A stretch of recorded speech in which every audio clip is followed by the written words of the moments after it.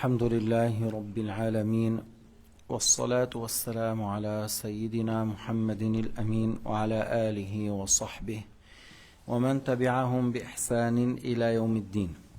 كنا ذكرنا أن قراءة القرآن مستحبة على القبر، أخذ ذلك من حديث أن النبي شق العسيب الأخضر نصفين وغرسه على القبرين وقال لعله يخفف عنهما بسبب التسبيح. فقراءة القرآن من مؤمن أولى أن تخفف، أن يكون فيها تخفيف بإذن الله. Alors on a cité hier que, comme il a dit l'imam al-Tahawi وفي دعاء الأحياء وصدقاتهم منفعة للأموات, l'imam al-Tahawi a dit que dans les invocations que les vivants font pour leurs morts ou les aumônes que les vivants font pour leurs morts est profitable pour les morts. Et de là, on a dit encore le fait de réciter le Coran à côté de la tombe, c'est une chose recommandée, comme il disait Shafi'i et l'imam Ahmed ibn Hanbal. Et l'imam Ahmed a dit que la récompense atteint ou arrive à celui qui est dans la tombe. Et qu'on a dit, puisque dans le hadith que Sayyidina Muhammad alayhi salatu wassalam a coupé les branches de palmier en deux et il l'a planté sur les deux tombes, qui a dit qu'ils sont en train de subir un châtiment dans la tombe, l'un à cause de la zizanie, l'autre à cause qu'ils se souillent avec l'urine. Et puis il a dit, les deux branches qui font tasbih, ça peut être une cause pour, ou grâce à ça, Allah Ta'ala allège le châtiment pour eux. Alors les savants de l'islam ont dit, Nawawi a dit, que si par le tasbih du branche qui est verte est profitable, et ça peut diminuer de leur châtiment, que dit-on s'il s'agit de la lecture du Coran fait par un croyant à côté de la tombe? Alors, Nukmil, on est à la page 409 de livre Sharh al-Aqida al-Tahawiyya. Lorsque je dis 409, c'est-à-dire on est vers la fin du commentaire, parce qu'il nous reste peut-être 50 pages à peu près. قال وذهب أهل البدع إلى عدم وصول شيء البتة لا الدعاء ولا غيره. Alors certains innovateurs, ils disent que non, rien n'est arrivé pour les morts, ni dua, ni l'aumône, rien du tout. C'est pas profitable pour leurs morts. وقولهم مردود بالكتاب والسنة, leur parole à rejeter, et on a l'argument de القرآن إلى السنة, الدليل عليهم من القرآن والسنة. واستدلالهم بقوله تعالى وأن ليس للإنسان إلا ما سعى مدفوع بأنه لم ينف انتفاع الرجل بسعي غيره كما استثنيت الصدقة والحج عن الميت وإنما نفى ملك غير سعيه. Alors ils disent mais Allah Ta'ala a dit وأن ليس للإنسان إلا ما سعى. Ici il n'a pas dit qu'il ne tire pas profit de l'invocation et de l'aumône. Il dit que l'être humain ici ne détient pas l'acte de l'autre, c'est-à-dire tu n'as pas, c'est pas à toi ce qu'il a fait l'autre. Alors et il n'a pas dit ici que tu ne tires pas profit de ce qu'il a fait l'autre, parce que comme par exemple quelqu'un il a fait le hajj à la place de ton père, alors c'est profitable. Et il a jeûné à la place de lui parce qu'il avait quelques jours à faire et il est mort avant de les rattraper. Encore, c'est profitable. Encore l'aumône, ça a été sadaqa jariya, l'aumône continuelle que la personne, il peut tirer profit de cela. Et même, on a dans le hadith, il a dit que oui, tu peux faire une aumône pour ta mère et c'est profitable. Le prophète a dit à un compagnon, tu peux faire une aumône et ta mère tire profit de cela. C'est-à-dire ici, moi je ne détiens pas ce que tu travailles, ce que tu as fait, mais ce que tu as fait c'est à toi. Ce n'est pas à moi, c'est à toi. Ce que je fais c'est à moi, ce que tu fais c'est à toi. Et je ne peux pas prendre ce que tu as fait toi-même. C'est ça qui est dit dans l'aya wa an laysa lil insani illa ma sa'a. Alors si c'est un acte que je fais et je veux offrir cette récompense à toi, je peux le faire. Mais moi, tout seul, indépendamment de toi. Est-ce que j'ai un pouvoir pour avoir ce que tu as fait? Non. Mais si toi, tu as fait un tel acte et tu as fait une invocation et tu as demandé à Allah Ta'ala que la récompense soit pour une telle, voilà, c'est faisable, on peut le faire. Il n'a pas dit que l'être humain ne tire profit que ce qu'il a fait. Il ne détient que ce qu'il a fait lui-même. Mais tu ne détiens pas ce qu'ils ont fait les autres. Mais Allah Ta'ala n'a pas nié qu'on ne peut pas tirer profit de ce qu'ils ont fait les autres. C'est pas ça l'ayah. هذا المشكل عند الوهابيين يستعملون الآية في غير محلها أو الأحاديث في غير محلها أو على غير وجهه. يعني شوف الحديث مثلا لا تشد الرحال إلا إلى 3 مساجد. هو الحديث لا ينبغي أن تسافر للصلاة إلا إلى هذه المساجد 3. هذا ما فجعلوا لا تسافر لزيارة قبور الصالحين. من أين جئتم بهذا؟ من أين جئتم بهذا؟ ما أحد قاله هذا الكلام على وجه الأرض. ما أحد قاله قبل ابن تيمية. ومن هنا يعلم أنه ضلال. Alors tu vois, ils ont mis l'aya en dehors de sa place. Et c'était comme ça le Khawarij. Le Khawarij au temps de Sayyidina Ali. Des ayats qui ont été révélés à Sayyidina Muhammad au sujet des idolâtres, des mécréants, ils les ont mis au sujet des musulmans.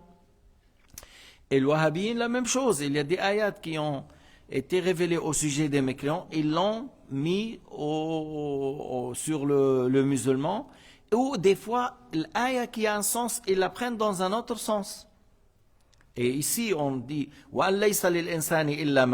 c'est-à-dire ce qui t'appartient, c'est ton acte. Mais l'acte de l'autre ne t'appartient pas. Tu vois, alors ils l'ont mis que tu ne peux pas tirer profit de l'acte de l'autre. Mais si l'autre a voulu, et il a demandé à Allah Ta'ala que cette récompense soit offerte à toi, Allah n'a pas nié qu'on ne peut pas tirer profit de l'acte de l'autre. Mais ils ont mis l'aya en dehors de sa place. Et je me rappelle encore un autre exemple.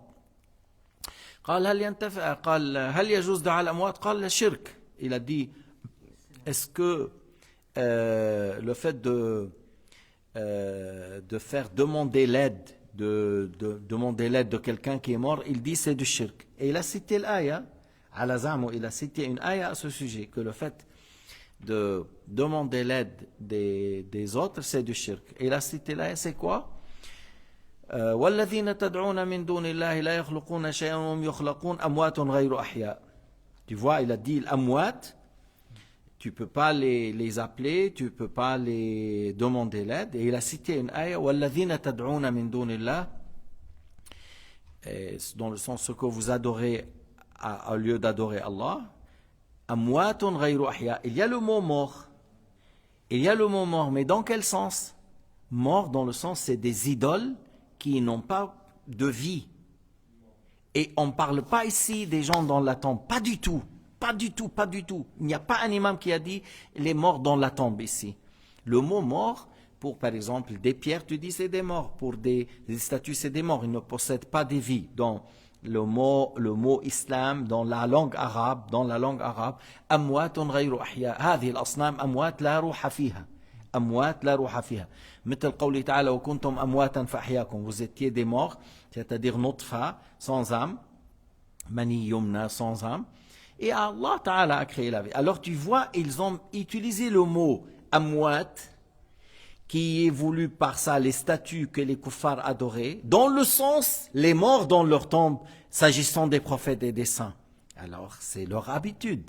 Ils mettent al-aya en dehors de le vrai sens, en dehors du sens même. Et il n'y a pas un imam qui a dit ici le mot amwat, ça veut dire les gens dans la tombe, les prophètes et les saints. Non, mais plutôt les statues. Pourquoi tu as utilisé dans l'aya en utilisant le mot mort dans un autre sens? في إشكال. لو كنت على الحق ما استعملت الآية في غير محلها. Si tu es sur la vérité, tu n'allais pas utiliser l'aya en dehors de son sens. هذا اسم محمد ibn Jamil Zaino. Il a utilisé l'aya en dehors de son sens. Et toujours c'est comme ça. Le hadith, on ne voyage que pour 3 mosquées. La mosquée de l'Aqsa, la mosquée de la Mecque, la mosquée de Médine. On ne voyage que pour 3 mosquées. Mais ça veut dire on ne voyage pour prier. On ne voyage pour prier que pour trois mosquées, parce que déjà ce hadith a été rapporté dans ce sens. Il ne faut pas que tu voyages pour la prière à part trois mosquées. Alors, eux, ils ont dit, tu ne voyages que pour trois mosquées, c'est-à-dire que tu n'as pas le droit de voyager pour visiter ton prophète. Mais qui a dit ça? Qui a dit ça? Ibn Taymiyyah. Est-ce qu'il y a un musulman qui a dit ça avant lui? Non. Est-ce qu'il y a un musulman? Est-ce qu'il y a un musulman qui a dit ça avant Ibn Taymiyyah? Non. Il a dit, Taqiyuddin Subki, dans son livre Shifa al-Saqam fi Ziyarat al-Khayr al-Anam, il a dit, on n'a jamais entendu dans un pays ou dans une époque, quelqu'un avant Ibn Taymiyyah qui a dit, c'est haram de voyager pour visiter la tombe du prophète Mohammed. C'est la première personne qui a dit ça, Ibn Taymiyyah. Et son élève Ibn al-Qayyim a dit la même chose que lui. Lorsqu'il a été Al-Khalil, en Palestine, la ville qui s'appelle Khalil, il a fait le discours, il a dit, voilà, c'est haram de voyager pour visiter les tombes des prophètes, et moi je suis venu, je n'ai pas visité la tombe d'Al-Khalil. Alors, la parole a été transmise, il y avait les savants de l'islam là-bas, on a dit, c'est un mécréant, il faut lui couper la tête, comme ça. Ibn al-Qayyim al-Jawziyya, que l'Wahhabiyya, il dit Cheikh al-Islam, l'Wahhabiyya, il dit Cheikh al-Islam, les savants de l'islam, ils ont dit, c'est un apostat, c'est un mécréant, il faut lui couper la tête. Il faut lui couper la tête. Il a mécru lorsqu'il a dit, on ne voyage pas pour visiter la tombe d'un prophète. Et il allait pratiquer, il ne restait que le prendre devant le juge, couper la tête. Il a été chez le juge Hanbali, ils ont dit, voilà, ils ont dit que j'ai mécru, alors voilà, sois témoin, écris chez toi, je me réponds, Ashhadu an la ilaha illallah wa ashhadu anna Muhammadan Rasulullah. Et il a témoigné pour dire, voilà, je me suis repenti, vous avez dit c'est la pécran, alors j'étais. Et c'était comme ça, ces gens-là, c'est des hypocrites. Pour se sauver de la mort ou de la prison ou quelque chose, il dit, oui, j'ai accepté, ok, moi, c'est pas voulu ça, j'ai voulu autre chose. Et il cite quelque chose de loin. Et là, il a dit, je témoigne, je reviens à l'islam, voilà, il a témoigné. Alors, s'il a témoigné, ça veut dire que, d'après vous, qu'il était fautif, et le musulman, on dit, celui qui dit ça a mécru. Mais le Wahhabiyya, ils le disent ça, et maintenant ils le disent. واحد قال أنا صلي 30 سنة بجي على مكة من نجد ما رحت على المدينة تضرب براسك واحد قليل الأدب قليل الأخلاق يعني معناته أنتم يعني لا يحرك قلبك حب النبي لزيارته. Il a dit à un bédouin de Najd, il a dit, oh, ça fait 30 ans je travaille ici, je viens de Najd, ça fait 30 ans je travaille à la Mecque, j'ai jamais été à Médine. C'est comme il dit en fierté, mais je dis, mais quelle mauvaise personne. Si tu aimes le prophète Mohammed, tu es allé trouver de la nostalgie pour aller visiter sa tombe. كان المسلمون من أماكن بعيدة يحدوهم الشوق لزيارة النبي عليه الصلاة والسلام. Les musulmans de pays lointains depuis la Chine, ils viennent pour visiter la tombe du prophète Mohammed sallallahu alayhi wa sallam. طيب. وهو سبحانه كما قلنا لم يقل في الآية أن الإنسان لا ينتفع إلا بما سعى. Allah n'a pas dit que l'être humain ne tire profit que de ce qu'il lui-même a fait. C'est pas comme ça l'aya.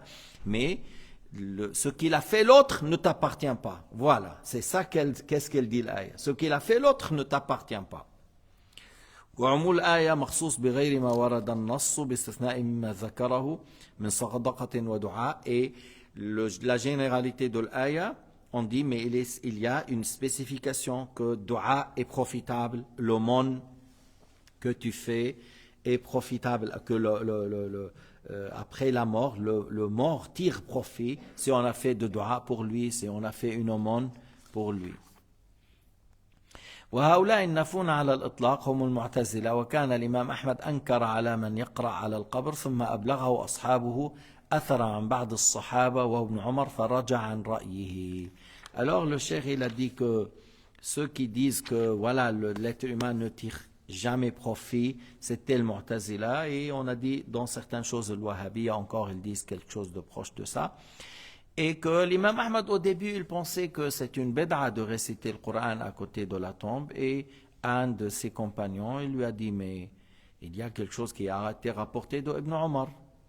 Alors l'imam Ahmad ibn Hanbal est revenu et il a dit, tu dis à la personne qu'on lui a dit c'est bid'a, tu lui dis de lire. Et lui-même après on rapportait qu'il disait c'est recommandé. Lorsqu'il a entendu un hadith juste de Ibn Omar à ce sujet, alors il disait c'est recommandé. هذا الإنسان المنصف ما بقول أنا قلت وخلص ما بقى تراجع. La personne juste, il ne dit pas ah c'est une chose qui est dite, je recule pas, ça a été dit. Non, lorsqu'il sait que c'est autre chose, la vérité, alors il dit la vérité et il dit voilà je change d'avis parce que je ne savais pas qu'il y a tel hadith à ce sujet ou certains compagnons ont fait. Alors il a changé et il a dit c'est recommandé. وقوله ويملك كل شيء ولا يملكه شيء. À lui appartient toute chose, à Allah Ta'ala appartient toute chose et personne n'a de pouvoir sur Dieu Azza wa Jal. وَلِلَّهِ مُلْكُ السَّمَاوَاتِ وَالْأَرْضِ وَهُوَ عَلَى كُلِّ شَيْءٍ قَدِيرٌ. C'est à lui appartient ce qui est dans les cieux et la terre et Allah est le tout-puissant sur toute chose comme il a dit dans Surat Al-Imran et personne n'a de pouvoir sur Dieu Azza wa Jal أبدا. والله تعالى لا يوصف بالتأثر والانفعال يعني بعض الأحيان تشوف في ناس يكفرون كفرا عجيبا الله تعالى يمهل ولا يهمل ولا يوصف بالتأثر لكن يعني الله تعالى يغضب ويرضى ومعنى الغضب والرضا إرادته الخير لمن يحب والغضب إرادته العذاب لمن يستحق. Allah subhanahu wa ta'ala a les deux attributs al-ghadab wa al-rida et les Ash'ari ils disent al-rida et al-mahabba c'est le fait qu'Allah a voulu pour les croyants pieux a voulu pour eux telle et telle récompense, telle et telle place dans le paradis. Et al-ghadab, il ne faut pas la traduire notamment en disant colère, mais plutôt que ceux qui ne sont pas agréés par Dieu, Allah a voulu pour eux tel et tel châtiment. الماتريدية à ce sujet, ils disent الغضب والرضا صفتان لله عز وجل والله يغضب ويرضى لا كأحد من الورى. الماتريدية ils disent الغضب c'est un attribut, الرضا c'est un attribut, c'est pas comme ils disent الأشاعرة voilà, mais ils disent c'est pas comme les attributs des créatures. C'est pas des émotions, c'est pas des choses en effet qu'on dit Allah change d'un état à un autre, pas du tout. Alors voilà, l'imam Tahawi أراد بهذا كل شيء ملكه أنت ملك لله أنت ومالك وكلك ملك لله. Toi entièrement tu appartiens à Dieu. Ce que tu dis c'est à moi, ça appartient à Dieu. Alors ce qui est dans ta main comme argent c'est un prêt عارية هذا الله تعالى جعله تحت تصرفك المالك لكل شيء على الحقيقة هو الله وأنت لا تملك شيئا على الحقيقة. À lui appartient réellement toute chose et toi il n'y a rien qui t'appartient réellement. لا تملك شيئا على الحقيقة أنت وما تملك ملك لله. Toi et ce que tu dis c'est à moi, ça appartient à Dieu عز وجل. ثم قال ومن زعم أنه استغنى عن الله طرفة عين فقد كفر وصار من أهل الحين. من زعم أن الله تبارك وتعالى لا يحتاج إليه يمكن أن يستغني عن الله ولو لحظة كفر.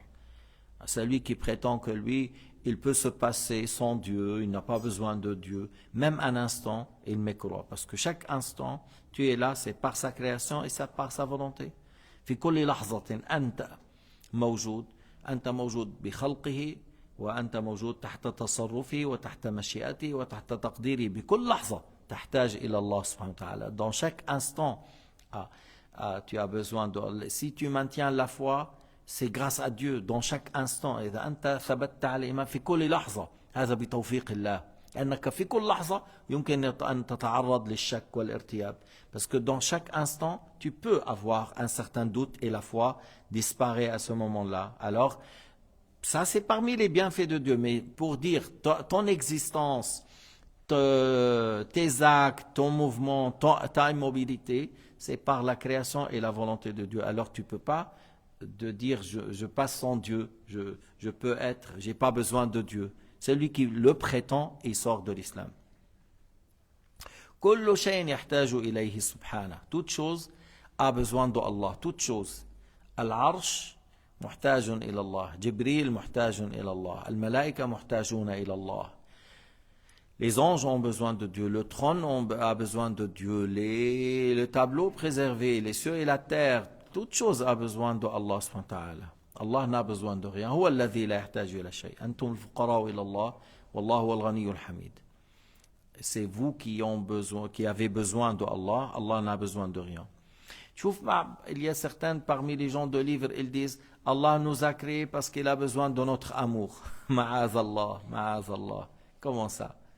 Ils disent Allah a créé les créatures parce qu'il a eu besoin de leur amour. Allah est parfait. Allah n'a pas besoin de ses créatures. Allah Ta'ala est un Dieu unique, n'a pas d'associé, qui a les attributs de perfection. Il n'a pas besoin de ses créatures.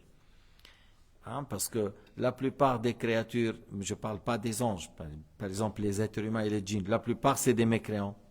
Et eux ils visent les êtres humains lorsqu'ils disent il a créé les créatures parce qu'il a besoin de leur amour, mais la plupart parmi eux c'est des mécréants. فالعبد محتاج إلى الله في وجوده لأنه لو لم يشاء الله سبحانه وتعالى وجوده ما وجد العبد. Si Allah n'a pas voulu que tu sois dans l'existence, tu ne seras pas. Alors l'être humain a besoin d'Allah pour son existence. L'être humain a besoin d'Allah pour son existence. العبد محتاج إلى الله في يعني ليكون موجودا. كذلك أفعال العباد ما حصلت إلا بخلقه وتكوينه. Nos actes, mes paroles que je dis maintenant, chaque lettre, chaque mouvement que je fais par la main, c'est par la création de Dieu, c'est par la volonté de Dieu et par la création de Dieu. Alors je ne peux pas me passer de Dieu même un instant, même un instant, une partie d'une seconde, c'est-à-dire un moment. Je ne peux pas passer sans la volonté de Dieu, sans la création de Dieu. Alors on a toujours besoin d'Allah.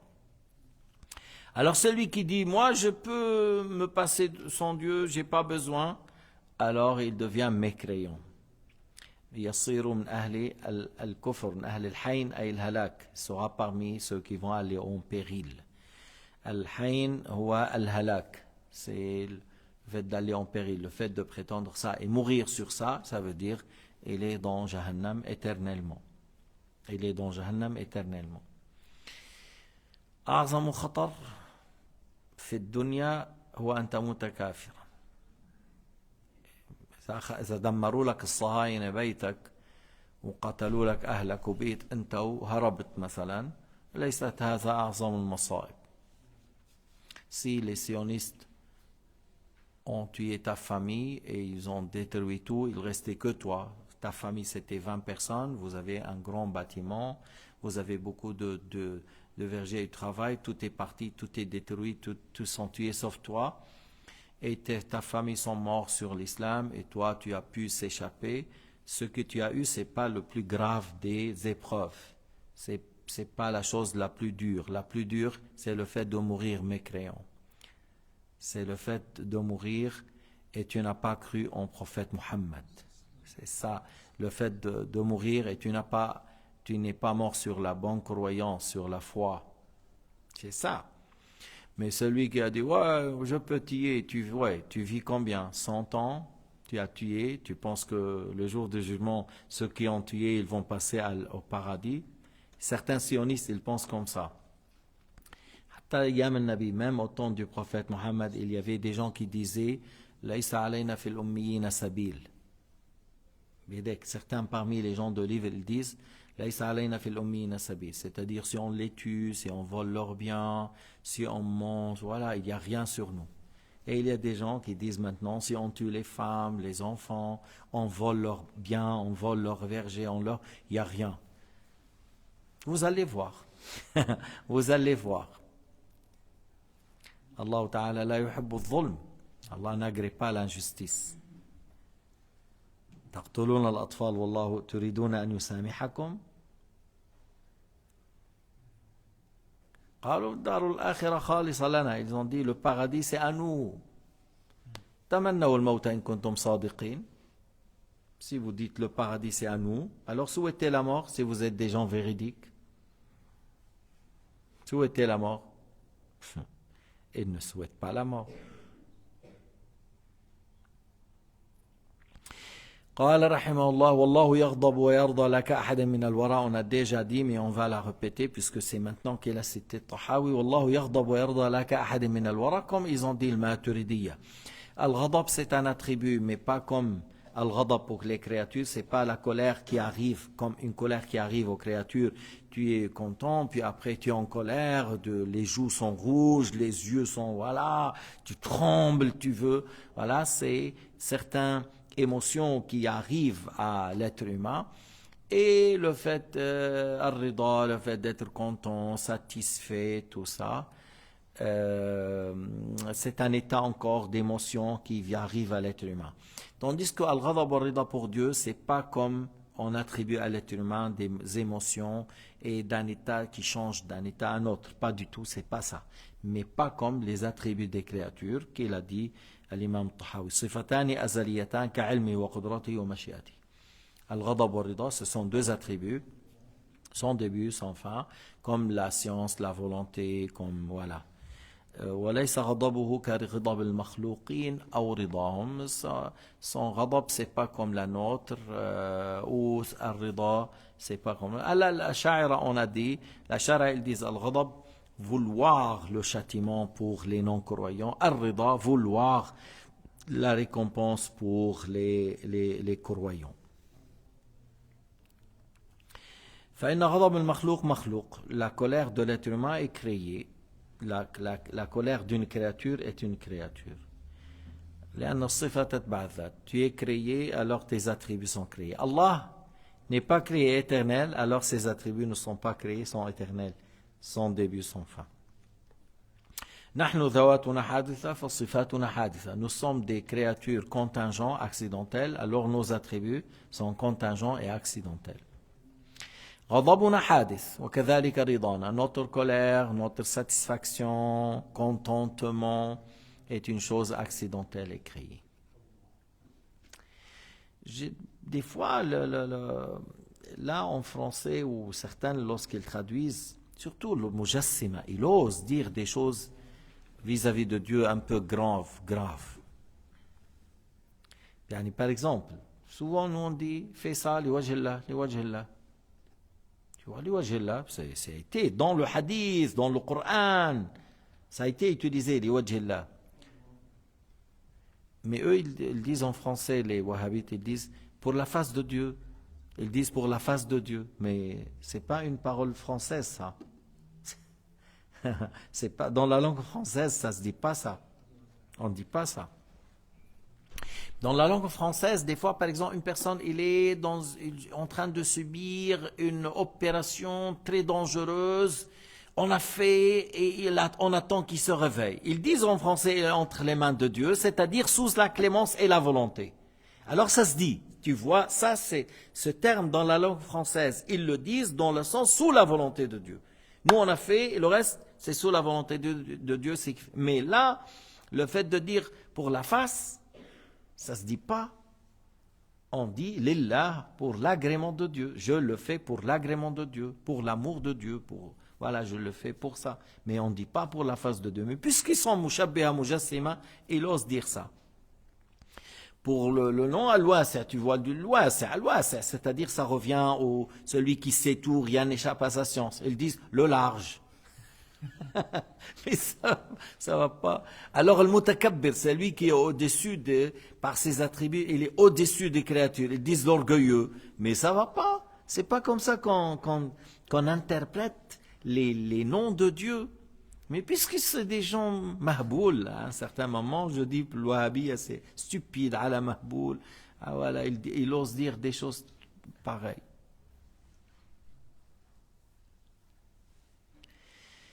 فالله تعالى صفاته أزلية وصفة الغضب والرضا كذلك. Les attributs de Dieu sans début, sans fin, et al-ghadab wal-rida pour Allah subhanahu wa ta'ala de la même chose. Et encore, lorsqu'il dit, j'entends ces gens-là, ils disent, oui, pour la satisfaction de Dieu. Et Dieu, il dit que Dieu soit satisfait de toi. Encore, cette parole Kaaba, il ne faut pas le dire. On n'utilise pas ce mot-là. On dit pas pour la satisfaction de Dieu. C'est comme lorsque vous entendez des fois, au lieu de dire c'est Dieu qui a voulu, c'est Dieu qui prédestine, ils disent c'est Dieu qui a décidé. Ça ne se dit pas le mot décider pour Dieu, parce que décider, ça vient après hésitation. Décider, qarrara. Il a décidé. Mais on dit Dieu a voulu.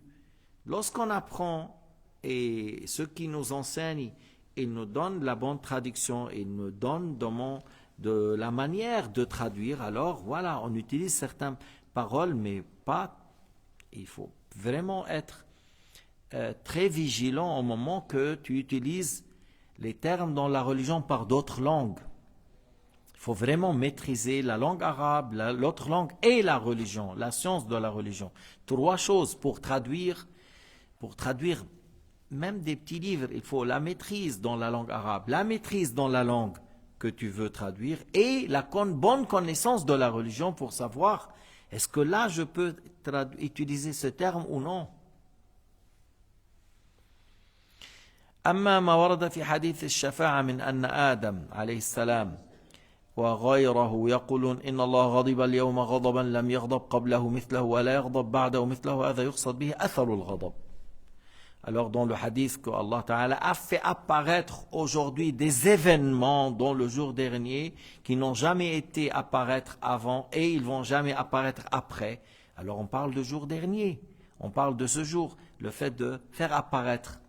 ما هو كيف مثلا بتقول فباءوا بغضب على غضب dans le Coran, beaucoup dans le ayat dans le Coran, ça a utilisé le mot ghadab dans le sens châtiment, punition, l'effet de ce qu'Allah a voulu comme punition pour ces gens-là.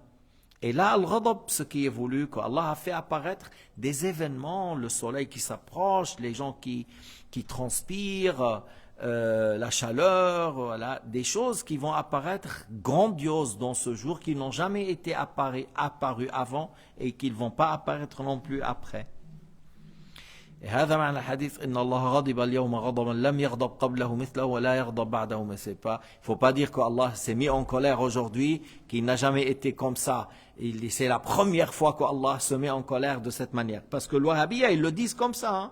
Ils le disent comme ça, qu'Allah n'a jamais été en colère comme aujourd'hui. La hawla wa la quwwata illa billah. C'est comme ils te disent, ils veulent, moi je l'ai vu pendant la période de Hajj ou tout ça, ils veulent, lorsqu'ils parlent, ils citent des fois des hadiths apparemment équivoques ou certains ayats, ils veulent que les gens imaginent qu'Allah est un corps, avec un certain physique, avec un certain organe, avec certains membres, tu vois, et que toi tu imagines une certaine image dans la tête. C'est ce que quelqu'un tunisien qui était à Milano, il m'a dit, voilà le cheikh Mouaffaq, il m'a dit, avant que j'arrivais à toi, j'assistais là, il m'a dit, Wallahi, je jure par Dieu, j'imaginais qu'Allah est au-dessus de nous, un grand, avec des membres de corps, voilà. Il leur pose, il leur parle de certains versets apparemment équivoques, et il les laisse croire à l'image et à l'aspect, et le corps, les membres et les organes, et il n'exempte pas Allah de tout cela, puisque Allah a dit puisque Allah a dit alors il ne leur fait pas comprendre qu'est-ce qui est voulu par ces ayats, et les laisse aller dans le tashbih, dans le tassim, dans l'imagination. Et c'est ce que j'ai remarqué avec ces gens-là. Même des fois, par exemple, tu vois, on vient de dire visiter la tombe, voyager. J'étais à la Mecque en train de faire tawaf. Je ne sais pas si Kaava, tu étais avec nous dans cette période. C'était le tawaf de l'Eid, tawaf al-Ifada, après Arafat, était le matin. Il faisait lui le discours. Alors il a dit, voilà, Yunus a fait le pèlerinage, Moussa a fait le pèlerinage, et Isa, et il a cité le hadith, la yahbitanna Isa ibn Maryam, il va descendre. Et il va faire, il a al-hadith, c'est-à-dire la suite. C'est quoi la suite? Et il vient vers ma tombe. Il n'a pas voulu dire, et il viendra à ma tombe, parce que ça l'a dérangé, que un Nabi a dit, Jésus va venir à ma tombe. Et ils disent, non, il faut pas venir, il faut pas voyager, c'est haram. Mais Sayyidina Muhammad a dit, Jésus va venir. Il m'adresse le salam, je réponds à mon salam. Alors, puisque dans le hadith a dit ça, il a coupé. C'est comme ils ont fait, certains parmi les gens de livre, Ayat al-Rajm. Il a dit, lorsqu'il est arrivé à Rajm, il a mis la main. Pour ne pas lire ce qui était révélé dans le livre de Moussa au sujet de la lapidation, il a mis la main. Et celui-là, al-hadith, voilà, la suite, voilà, je continue pas. Pourquoi tu continues pas? Parce que vous dites que c'est haram de voyager. Et dans le hadith, Jésus va venir à ma tombe. Vous ne voulez pas faire entendre aux gens que Jésus vient à la tombe, parce que dans votre aqida, ça n'existe pas. Mais dans la parole de Sayyidina Muhammad, ça existe. Dans votre aqida, il ne faut pas voyager pour visiter la tombe du prophète Muhammad. Mais dans le hadith du prophète, que Jésus vient pour visiter ma tombe, c'est la parole de Sayyidina Muhammad. Et puisque ça contredit votre croyance, alors on ne cite pas le hadith. C'est ça le wahhabiyyin. C'est la réalité. Ils sont comme ça.